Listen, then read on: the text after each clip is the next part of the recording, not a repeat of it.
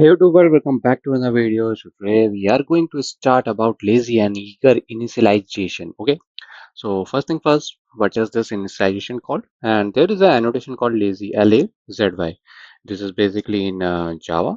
Okay, in Spring framework. What it used to do is when I want to initialize something, not at the very starting point of my particular program or class, then I am going to initialize it with lazy. Okay, so what it will do, it is lazy will say something like some initialization initialization need not to be at starting point starting point.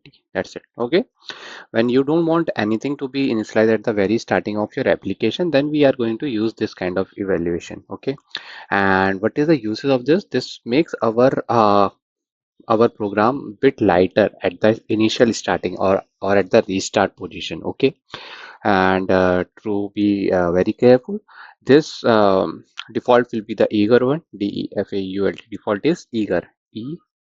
Okay, default initialization is eager. Everything will be loaded as soon as the application is restarted or started again. Okay, eager is the recommended one from this Spring framework team who has developed this framework. Okay, this one is recommended, COMMVNDD. Why it is recommended? So here comes the interview question: why eager is recommended over the lazy initialization? Lazy is error prone because lazy is going to give you error when at the runtime of your code. Okay, runtime exception. So they are more prone to generate the runtime exception in our code. Why so? Because the compiler is going to ignore them for a short while until and unless they have a particular class is called which is lazy initialized. Okay. While on the other hand, if I talk you about the eager initialization, what happened here? In eager initialization, it will not allow to start your application. Compilation will fail. Okay, compilations will fail, or maybe application will not start, app will not.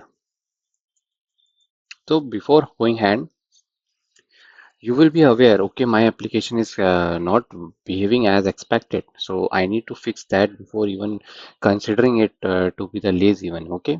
So at that point of time, lazy is very dangerous. Okay. If it is in running in your production environment. Now, where can you use this? Where to use? Since this is a functionality, right? So you have to use it somewhere. Where to use them? There should be some places to use it, correct? So there are particular classes like where you can directly use it. So first one I am going to tell you is every each and every class in your application which is annotated with component, component. Okay, the second one will be the wherever you have written any bean.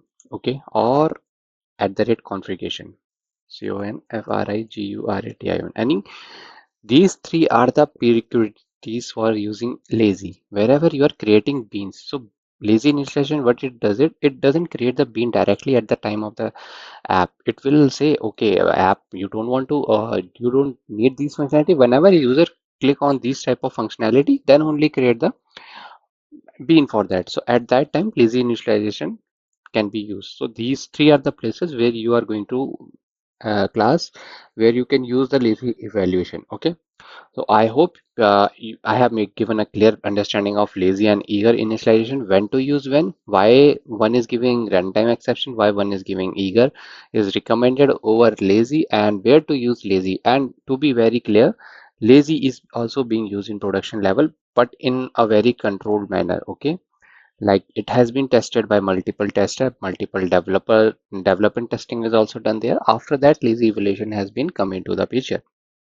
So hope you will like this video, and on the next video we are going to discuss about normal classes and prototypic classes. For all of that and more, stay tuned. Thank you.